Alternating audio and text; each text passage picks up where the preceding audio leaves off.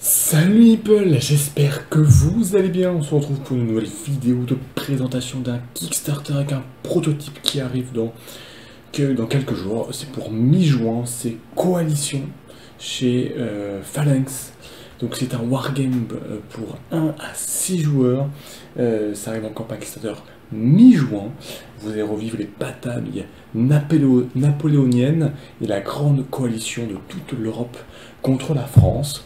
Dans ce jeu de plateau, de jeu de wargame. Vous allez voir, c'est un jeu qui est assez touffu et qui va vous placer la tête de votre empire pour des batailles, mais aussi pour beaucoup de diplomatie et pas mal de fourberie pour essayer de trouver la bonne coalition pour remporter la partie. Donc c'est un prototype, je remercie Phalanx de me l'avoir envoyé pour pouvoir le tester, le découvrir et vous le présenter. Et alors bien sûr, prototype veut donc dire, donc c'est pas de matériel définitif, le prototype a évolué d'ailleurs, je l'ai reçu en plusieurs fois, donc voilà, donc ça peut encore, au niveau des visuels, il y a plein de choses qui peuvent encore évoluer, c'est du prototype. Alors, on se retrouve sur le grand plateau et je vous ai fait une mise en place qui est toujours la même, que vous jouiez à 2 joueurs, 3 joueurs, 4 joueurs, 5 joueurs ou 6 joueurs, on aura toujours cette grande mise en place. On va jouer sur ce grand plateau qui représente l'Europe, après la session de Napoléon, et après la Révolution française, et pendant les guerres au début du 19e siècle. Donc on retrouve ici en bleu bien sûr les 6 grandes nations qui seront toujours jouées, c'est un des points particuliers. Donc ici bien sûr la France, on va voir aussi en rouge la Grande-Bretagne qui a aussi quelques territoires ici dans le Portugal et ici à Naples. On va voir aussi l'Autriche en blanc, on va voir la Prusse qui est ici en noir, on va voir la Russie qui est un petit peu cachée, qui se trouve ici dans ces territoires de l'Est, et puis ici en jaune, l'Empire ottoman. Alors, comme je vous disais, 6 nations, elles sont toujours jouées, et effectivement, si vous jouez à 6 joueurs, chaque joueur va contrôler une de ces nations. Si vous jouez avec moins de 6 joueurs, et bien certains joueurs vont contrôler plusieurs nations. Par exemple, à 4 joueurs, un joueur va contrôler la France, un joueur va contrôler la Russie, un joueur va contrôler la Grande-Bretagne et l'Autriche, et puis un autre joueur va contrôler l'Empire ottoman et la Prusse. Voilà. À 5 joueurs, on dispatche de différentes façons, à 3 joueurs et à 2 joueurs pareil. Puis il y a la version solo où là on joue toutes les nations contre la France qui est jouée par une intelligence artificielle. On y reviendra. Intéressons-nous d'abord au jeu compétitif de 2 à 6 joueurs. Donc chaque joueur prend une nation, la mise en place elle est telle que je vous la présente. Alors qu'est-ce qu'on retrouve? On retrouve des territoires. Quelques territoires comme ici les Alpes sont les territoires en noir, sont les territoires qui sont infranchissables, c'est en fait même le seul territoire infranchissable. Et le deuxième ici est le Caucase. Ce sont les chaînes de montagne. Donc chaque joueur va contrôler un des empires. Chaque empire a un territoire de départ, de sa couleur, une capitale, comme ici Paris, Londres, Constantinople. Ici il est caché, on a Moscou, Berlin, et puis je fais tout tomber, et puis ici on a Vienne. Hop là. La mise en place des armées et des généraux est aussi prévue dans les règles. Donc ici, chaque petite figurine comme ça en plastique représente un général. Et en dessous, ce sont ces tokens d'armée. Donc parfois, ils peuvent être accompagnés de 0, comme ici, ils n'ont pas d'armée particulière. Jusqu'à 3 tokens, c'est le maximum qu'on puisse avoir, donc de 0 à 3 tokens, ce sont leurs armées. D'ailleurs, un point déjà important, ces tokens, ces armées vont se déplacer avec leurs généraux, et ils vont jamais pouvoir quitter le général avec qui ils sont. Ils combattent ensemble et ils meurent ensemble. Et dernier point ici, ce sont ces petits tokens retournés, ce sont des garnisons, donc là ce sont des armées qui sont placées, qui permettent de contrôler un territoire. Pour contrôler un territoire dans Coalition, il faut soit que ce soit un territoire qui vous appartienne d'origine, soit pour n'importe quel autre territoire, il faut non pas avoir une armée présente, mais bien avoir une garnison présente dans le territoire pour le contrôler. On va retrouver ici la piste de morale, vous allez voir, elle est très importante, donc chaque nation commence avec un certain niveau de morale. Attention, prototype ici, il manquait un petit token de cœur qu'on a remplacé par une étoile. Ici, on a un certain nombre de cartes, un deck pour les batailles. Et ici, on a l'influence. On a ici une grande piste d'influence. Et effectivement, la partie se termine lorsqu'un joueur réussit à obtenir 40 points d'influence. Ça, c'est la première possibilité. La deuxième possibilité, c'est lorsqu'un joueur réussit à s'emparer de la capitale de l'Empire français, de Paris. À ce moment-là, la partie prend fin. Il y a un petit décompte de points d'influence pour régler où on en est. Et à ce moment-là, le joueur qui a le plus de points d'influence remporte la partie. Alors, comment se déroule une partie de coalition? C'est un jeu qui va se jouer par tour, avec une particularité, c'est que tous les joueurs vont jouer en même temps, mais à chaque fois des phases différentes. Ça peut surprendre. Tout va être expliqué ici avec cette petite roue là, avec des différentes phases. Il y a 6 nations, donc il va y avoir 6 phases différentes.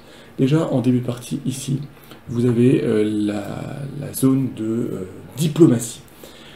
Pour les nations qui sont autres que l'Angleterre et la France étant toujours en combat, voilà, ils ne feront jamais la paix, les autres nations vont choisir avec qui elles vont s'allier pour le tour. En début de partie, c'est prévu, hein, l'Empire ottoman est dans cette zone avec un canon, c'est-à-dire qu'ils sont en guerre de façon autonome, ils veulent s'étendre, faire leur propre guerre. Ici, la Prusse est neutre, alors que la Hongrie et la Russie, eux, sont alliés à l'Angleterre et vont essayer de combattre la France. Alors, avec cette petite roue qu'on va tourner à chaque fois, et ben, on a les 6 nations qui sont représentées. Chaque nation, à chaque fois qu'on tourne la roue, va réaliser l'action qui est dans son quartier, jusqu'à avoir fait un tour complet. Et à ce moment-là, on reviendra sur cette phase de diplomatie. Alors, donc de façon concomitante, chacun va faire les actions qui sont ici présentes. Alors, quelles sont les actions? Première action, c'est que chaque joueur commence avec un deck de cartes, alors des cartes de combat. Alors, ce nombre est prévu par les règles. Par exemple, ici, l'Empire, la France commence avec 5 cartes de combat, alors que la Grande-Bretagne et les autres nations commencent avec 3 cartes de combat, et l'Empire ottoman uniquement avec 2 cartes de combat. C'est un petit empire. Ces cartes de combat sont vraiment des cartes, vous allez voir la suite, qui ont des valeurs, qui vont servir lorsque des combats, pour parier des cartes, faire augmenter la force de nos troupes. Alors, dans cette première action, lorsque vous êtes dans ce premier quartier, tout simplement vous piochez une carte que vous rajoutez à votre main et vous défaussez d'une carte. Donc plus le tour va passer, plus vous allez récupérer des cartes fortes et donc avoir une puissance d'armée importante.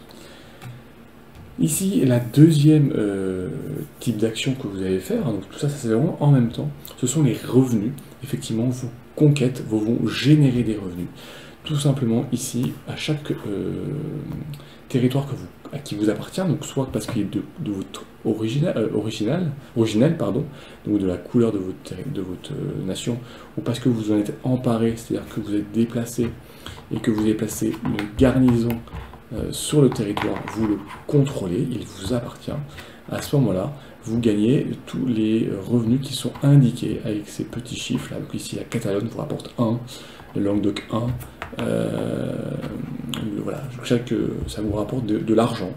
Donc ici, il n'y a pas les tokens d'argent, il y en aura dans la version finale. Ça vous rapporte de l'argent qui va vous servir par la suite. Petite particularité, l'Angleterre, puisqu'elle domine les mers à cette époque-là, remporte des revenus supplémentaires grâce à son commerce. Dans la troisième type d'action, vous avez un choix. Vous pouvez soit déployer les généraux qui vous avez ici, parce que certains ne déploient pas tous les généraux en début de partie. Alors ce qui permet de vous faire remarquer que chaque nation a un nombre de généraux qui lui sont propres. Donc par exemple la France peut avoir jusqu'à 7 généraux, donc 7 armées, puisqu'une armée doit forcément être commandée par un général, alors que par contre ici l'Empire ottoman, lui n'aura jamais plus que 3 armées. Donc là la première possibilité c'est de déployer vos armées. Sinon c'est de récupérer et de faire augmenter votre piste de morale d'un niveau, soit de piocher une carte à mettre dans votre main. Particularité pour la France et l'Angleterre qui sont, vous allez voir, les deux nations vraiment au cœur de ce combat de la coalition. L'Angleterre peut décider de donner de l'argent à ses alliés, voilà, ce qu'elle veut, comme elle veut, elle peut, voilà, elle les soutient.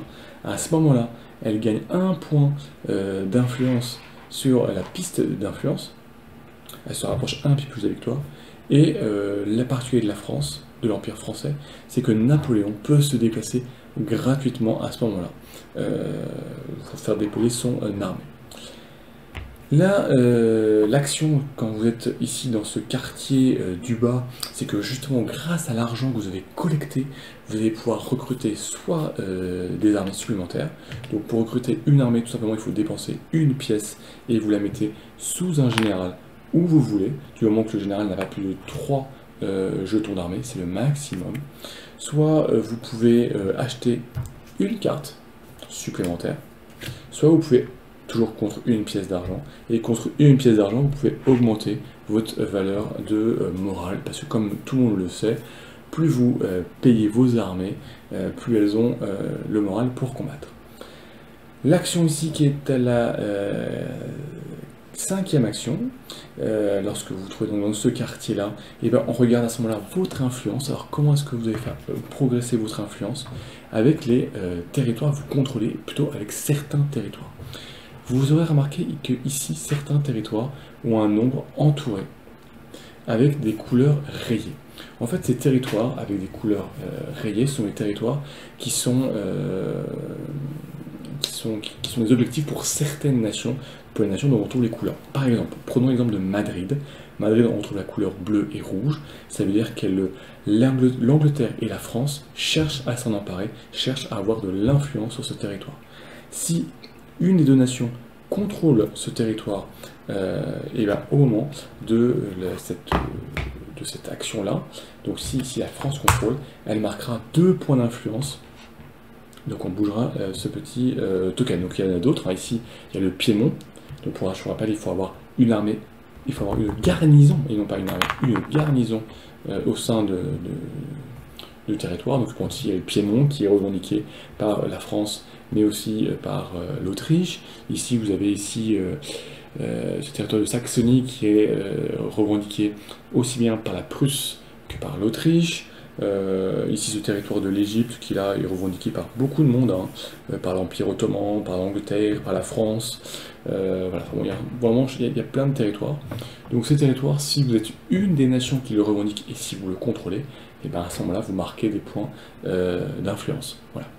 Et dernière action, et peut-être la plus importante, ce sont les déplacements de vos armées, déplacements de vos troupes et des combats. Et alors là, il faut que je m'y arrête un petit peu, car il y a une grosse mécanique, puisque vous allez devoir demander la permission à un autre joueur pour vous déplacer. Oui, dans Coalition, vous n'allez pas vous déplacer librement et simplement. Lorsque c'est à votre tour de vous déplacer, de vous mouvoir, vous devez choisir une nation qui va être votre garant, ou qui en tout cas va être celui qui va vous accepter que vous déplaciez. Donc, quelques règles à cela. Vous ne pouvez pas choisir une nation qui est dans votre même coalition. Par exemple, l'Angleterre ici, si elle est alliée à l'Autriche et à la Russie, ne peut pas, si c'est à son tour de se déplacer, de faire cette action de déplacement, ne peut pas demander à l'Autriche ou à la Russie son accord. C'est forcément une nation qui est soit en guerre contre vous, soit qui est neutre, soit qui est en guerre d'indépendance. En tout cas, qui n'est vraiment pas dans votre coalition. C'est impossible. Ensuite, si vous contrôlez plusieurs nations parce que vous ne jouez pas à 6 joueurs, vous ne pouvez pas vous auto-demander l'autorisation pour vous déplacer. Il faut vraiment demander l'autorisation à un autre joueur. Une fois que vous avez désigné ce joueur, plus exactement, ben, vous allez mettre sa petite couleur ici sur le premier chiffre pour votre tour. Voilà. Donc vous savez que vous avez 10 points ici. On va dire que c'est à la France de jouer. Elle désigne, alors prenons un cas un peu plus réaliste, c'est la France de déplacer. Elle va dire qu'elle va désigner la Prusse qui est ici en noir, qui est neutre, pour se déplacer. Donc elle le désigne. Elle met la Prusse ici. À ce moment déjà, elle peut déplacer ses armées, toutes ses armées. Les armées, elles se déplacent soit de un territoire lorsqu'ils rentrent dans un territoire neutre, donc qui ne lui appartient pas, ou dans un territoire adverse, ou elle peut se déplacer de 3 territoires s'il se déplace dans les territoires qu'il contrôle. Voilà. On déplace les armées, ou on ne les déplace pas, enfin bon, on fait un petit peu comme on veut. Quand on se déplace, on peut très bien décider de laisser derrière nous une troupe qui devient une garnison, ou on peut aussi décider, dans le territoire où on entre, d'y placer une garnison. À ce moment-là, après ce premier déplacement de nos troupes, donc par exemple ici, Napoléon va se déplacer, et en laissant une garnison à Paris, parce qu'il faut défendre la capitale. Après, donc, avoir fait ce premier tour de déplacement, la nation qui était choisie comme garante, si je peux dire, gagne un point de morale. Là, peut s'en suivre des combats, si par hasard, deux armées qui sont en opposition, qui sont en guerre, donc par exemple ici, la France qui se retrouve dans un territoire détenu par la Grande-Bretagne, par la Prusse, par la Russie, il y a un combat qui se déclencherait, on va y revenir après. Mais ensuite, après ce premier tour, donc de déplacement et de combat, le joueur peut décider de faire un deuxième round de déplacement. Cette fois-ci, par contre, il faut qu'il demande l'autorisation au joueur de pouvoir le réaliser. Si celui-ci accepte, il va pouvoir se déplacer et faire ses actions, et à ce moment-là, le joueur gagne 2 points de morale. Et il peut le faire encore une troisième fois si le joueur qui était désigné accepte le mouvement et le déplacement. Donc là, ça peut faire partie d'une phase de négociation, d'échange, d'entente, de coalition. Il gagne 3 points de morale. Et vous verrez, le moral est important pour les phases de combat. Justement, les phases de combat, lorsque deux troupes en guerre se retrouvent dans le même territoire. Tenez, Napoléon a décidé de partir à l'assaut ici du territoire de Venise contre les troupes de l'Hongrie. Comment se déroule ce combat? Déjà, on calcule les points de force de chaque armée. Chaque général rapporte un point de force. Ici, vous avez une grande échelle qui vous permet de calculer vos points de force. On va prendre, il n'y a pas tous les tokens. On va prendre ici nos deux petits meeples pour comptabiliser. Donc chaque généraux rapporte un point de force. Donc là déjà, on a un point de force. Chaque troupe de l'armée rapporte un point de force supplémentaire. Donc ici, s'il y en a 3, ça en rajoute 3. Là, ici Napoléon n'en a que 2. Donc voilà. Première chose. Deuxième chose, on peut demander aux troupes qui seraient dans les territoires adjacents ou une troupe qui serait sur le même territoire, puisque deux troupes qui sont de la même coalition peuvent cohabiter sur le même territoire, on vient demander qui veut soutenir le combat, qui veut participer au combat. Cette participation supplémentaire va vous permettre de jouer des cartes supplémentaires. Justement, ensuite on va pouvoir jouer des cartes, les joueurs qui participent au combat, donc l'attaquant, le défenseur, et puis les alliés qui viennent donner leur force, donc tous ceux qui sont dans les territoires adjacents qui acceptent de venir combattre. Donc chacun à son tour, on va jouer face cachée une de ces cartes de combat. Et on va faire plusieurs tours, et on peut jouer autant de cartes de combat qu'on a de pions d'armée d'engagés. Donc ici, Napoléon, le joueur français, par exemple, peut jouer 2 cartes d'armée. S'il décide de faire intervenir aussi cette troupe qui est dans le Piémont qui voisine, il pourra jouer 3 cartes d'armée. Voilà. Donc chaque joueur joue ses cartes d'armée, on n'est pas obligé, on peut décider de passer si on ne veut pas jouer toutes ces cartes ou si on ne veut pas jouer autant de cartes. Et ensuite, lorsque tout le monde a joué, tout simplement, on révèle nos cartes et on rajoute les forces en présence, les points de puissance des cartes jouées pour déterminer qui est le vainqueur. Attention, pour pouvoir jouer vos cartes, c'est dans la limite du nombre de pions d'armée que vous avez, mais c'est aussi chaque carte jouée vous fait perdre 1 de morale. Donc, si vous n'avez pas assez de morale, vous ne pourrez pas jouer assez de cartes de combat. C'est donc là un petit point qui peut être important, c'est d'accepter lorsque vous êtes désigné pour autoriser les déplacements, d'accepter de faire plusieurs routes pour gagner des points de morale, pour les réutiliser ensuite et les investir dans du combat. Si vous restez ici avec peu de points de morale, vous ne pourrez pas aller au combat et vous ne pourrez pas remporter de points de combat. Alors, qu'est-ce qui se passe déjà quand vous remportez le combat? Déjà, le joueur qui remporte le combat et ses alliés remporte 1 point d'influence. C'est la deuxième façon de gagner l'influence, c'est de livrer bataille et de remporter ces batailles, qui vous fait rapprocher des 40 points d'influence et de la victoire. L'armée qui a été défaite, et ben, toute l'armée est défaite, elle est redonnée à son propriétaire et le général est retiré, il faudra qu'il revienne. Les armées qui ont combattu, elles perdent un token, il y a quand même des dégâts dans les troupes. Pareil pour les troupes alliées hein, qui ont participé. Et puis, ben, c'est pas mal, et ensuite on va pouvoir y placer des garnisons, donc s'emparer du territoire, et venir vraiment mettre votre main sur ce territoire. Une fois que donc c'est fait, une fois qu'on fait vraiment tous les tours, et une fois qu'on a fait l'ensemble du tour, donc chacun a joué ses 6 phases, donc pas la même en même temps, mais chacun a joué ses 6 phases, on aura fait un tour complet, on revient à la position initiale de la roue. À ce moment-là, on passe par une phase de diplomatie. C'est à ce moment-là, vous avez 3 minutes pour les nations autres que l'Angleterre et la France ont 3 minutes pour décider de rester dans leur coalition, pour changer de coalition. Donc soit ils peuvent hop là, être alliés de l'Angleterre, soit ils peuvent être alliés de la France, donc être en combat, en guerre l'un contre l'autre, soit ils peuvent se mettre en position neutre, soit ils peuvent se mettre ici en position de guerre d'expansion, ceux qui font la guerre tout seuls et qui décident de faire leur combat. Alors, petite particularité quand vous êtes neutre, et l'intérêt d'être neutre. Lorsque vous êtes neutre, vous ne pouvez pas partir au combat contre les autres nations, forcément, puisque vous êtes neutre. En revanche, la phase de revenus, tous vos revenus sont doublés, ce qui peut être très important pour avoir beaucoup de revenus, pour investir massivement pour lever les troupes et ensuite partir en combat. Aussi, lorsque vous êtes neutre, vous allez perdre les territoires que vous contrôliez chez vos adversaires, les garnisons vont être enlevées, retirées, et vous allez récupérer les troupes sous vos généraux, et pareil, ça permet de récupérer quelques territoires chez vous en renvoyant des troupes qui seraient venues chez vous, les renvoyer dans leur pénate. Par contre, vous ne pourrez pas aller combattre les autres nations, et vous ne pourrez pas, à ce tour-ci en tout cas, engager le combat.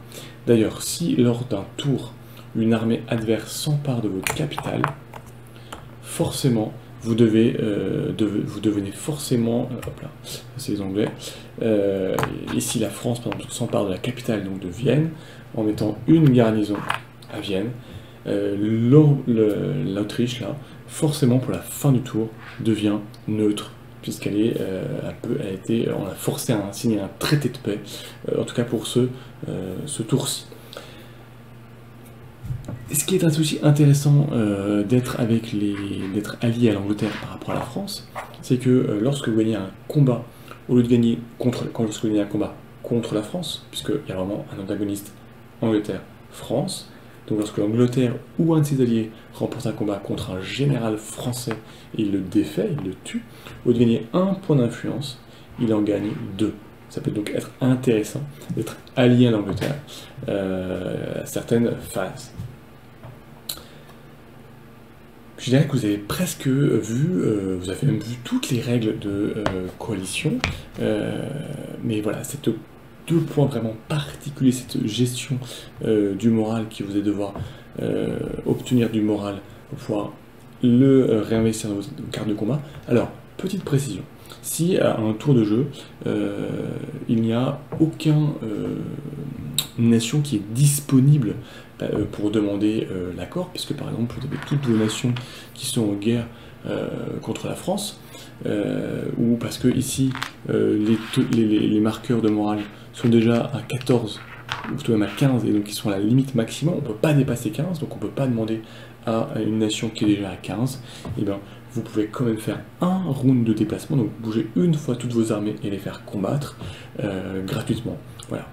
Donc ce qui permet quand même de jouer et de faire jouer, si par hasard on a un point un peu de blocage, le temps de retrouver de nouvelles coalitions ou que les marqueurs ici rebaissent et reviennent plus bas pour permettre de réinvestir en demandant l'autorisation et la permission.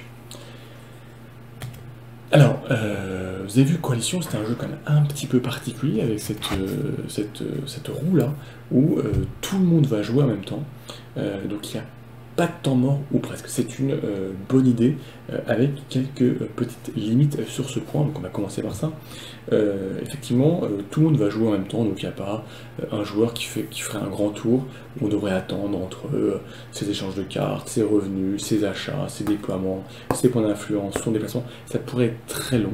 Donc là, tout le monde joue en même temps, donc il y a peu de temps d'attente. Malgré tout, quand vous jouez, il y a certaines phases qui vont être plus rapides que d'autres. Par exemple, calculer vos revenus et les recevoir, ça va être relativement rapide, alors que la phase de déplacement, pendant ce temps-là, des autres joueurs, de joueurs qui sont en phase de déplacement, va être un peu plus longue.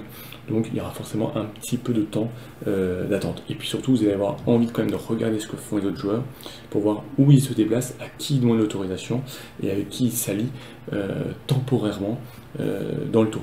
Mais voilà, ça permet quand même de ne pas avoir des trop grands temps d'attente et les tours trop monotones. Non, là, vous êtes quand même toujours un peu sur le qui-vive, toujours des petites choses à faire et des petites choses à suivre. Donc ça, c'est le premier gros point fort de ce jeu, en tout cas de cette grosse originalité. La deuxième originalité, bien sûr, c'est cette obligation lors de la phase de mouvement de désigner une nation qui va vous autoriser à vous déplacer, en tout cas pour le deuxième et le troisième round du déplacement, et à qui vous allez offrir des points de morale qui vont pouvoir être réinvestis plus tard au combat, peut-être contre vous. Donc c'est vraiment une notion particulière à bien prendre en compte pour bien choisir qui on va désigner, mais on sera obligé de le faire, donc il va falloir choisir le moindre mal, ou en tout cas celui qui, à ce moment-là du jeu, peut nous être un allié de circonstance dans notre combat, puisqu'on ne pourra pas choisir quelqu'un de notre propre coalition dans la partie. Sinon, après, c'est un jeu vraiment sans hasard, aucun dé, donc c'est vraiment un jeu de déplacement, un jeu de contrôle de zone pour aller chercher ces territoires que vous revendiquez, pour les gagner les points d'influence, et vous ne pourrez pas gagner la partie juste en occupant ces territoires, parce que rapidement les autres joueurs vont venir forcément vous titiller, essayer de vous en emparer pour vous empêcher de gagner ces points de victoire ces points d'influence à chaque round. Il y aura donc aussi une partie où il va falloir s'engager et combattre. Alors bien sûr, il y a deux grosses nations, que sont la France en particulier avec 7 armées possibles, et puis l'Angleterre, qui sont les deux nations maîtres du jeu, par rapport à une nation comme l'Empire Ottoman, qui n'aura que 3 armées, et ce qui explique d'ailleurs que l'ensemble des nations sont jouées à chaque fois, mais ensuite vous devez jouer plusieurs nations si vous n'êtes pas 6 joueurs. Donc d'ailleurs, c'est un wargame qui en fait prend aussi tout son cœur du jeu, tout son plaisir à 6 joueurs, où chaque joueur vraiment contrôle une nation, et ce qui permet qu'il va offrir beaucoup plus d'opportunités de coalition, d'alliance, de trahison, de négociation, et puis pour prendre de choix. Puisque je vous rappelle, lorsque vous jouez et vous contrôlez plusieurs nations, vous ne pouvez pas mettre vos nations que vous contrôlez dans des coalitions différentes. Donc si vous contrôlez par exemple l'Angleterre et l'Empire Ottoman, vous ne pourrez pas mettre l'Empire Ottoman allié avec la France et vous auto-combattre. Ce n'est pas possible. Et vous ne pourrez pas vous demander à une nation que vous contrôlez l'autorisation pour vous déplacer. Il faut vraiment demander à un autre joueur physique cette autorisation. Donc quand vous êtes à 6 joueurs, c'est là où il y a le plus d'opportunités, de possibilités d'échange, de coalition, de négociation, etc., etc. Lorsque vous jouez à moins de 6 joueurs, de suite, on perd un petit peu ce côté qui vraiment est quand même le sel du jeu, le cœur du jeu, entre cette partie négociation, coalition et cette roue dans vos déplacements. Sinon, c'est vraiment un jeu qui vous replace vraiment dans l'histoire, qui vous fait revivre l'histoire, soit vous revivez l'histoire comme elle s'est déroulée, soit vous la réécrivez. Après voilà, c'est un wargame, donc il faut apprécier les jeux wargame, il faut apprécier les jeux historiques, il faut apprécier les jeux où il n'y a pas de hasard, c'est vraiment vous qui décidez. Le seul hasard, ça va être au niveau de la pioche des cartes, et donc les valeurs que vous allez récupérer, mais ensuite il y a vraiment beaucoup de possibilités pour racheter des cartes, défausser des cartes de faible valeur, et faire tourner ce deck, puisque les valeurs vont de 1 à 5, donc pour récupérer, évidemment surtout des cartes de valeur 5, pour avoir une grosse force de frappe, si je peux dire, lors de vos combats. Donc voilà ce qu'on peut dire sur Coalition, carrément Kickstarter mi-juin chez Phalanx, un jeu historique de combat, de négociation, de coalition, de circonstances, ou parfois aussi sur la durée, si vous arrivez à bien négocier, à bien échanger, à bien vous mettre d'accord et à pas trahir vos petits camarades. En tout cas, c'est une jolie découverte que j'ai faite avec un système de jeu où il a fallu plusieurs relectures de règles et plusieurs manips pour bien comprendre ce système, mais une fois qu'il est compris, une fois qu'il est assimilé, il offre de jolies choses, et en particulier sur la phase de diplomatie, qui en fait est une des phases les plus importantes avec la phase de déplacement et de combat, mais qui est vraiment, c'est là que vous allez orienter vos stratégies et ce que vous allez pouvoir faire ou pas faire dans votre contrôle de territoire. Coalition chez Phalanx chez mi-juin 2021 en Kickstarter. Donc comme d'habitude, n'hésitez pas dans les commentaires à dire ce que vous en pensez, si ça vous intéresse. Si vous avez des questions, parce que c'est un jeu qui est un peu touffu, donc s'il y a des points qui ne vous sont pas très clairs, demandez-moi, je vous répondrai, ou j'irai demander à l'éditeur pour essayer de vous apporter le maximum d'éléments pour vous permettre surtout de vous faire à vous une idée, savoir si vous laissez embarquer dans cette guerre napoléonienne, dans cette guerre européenne, dans cette guerre de coalition. En tout cas, portez-vous bien et on se retrouve très vite pour de nouvelles aventures. Ciao les people!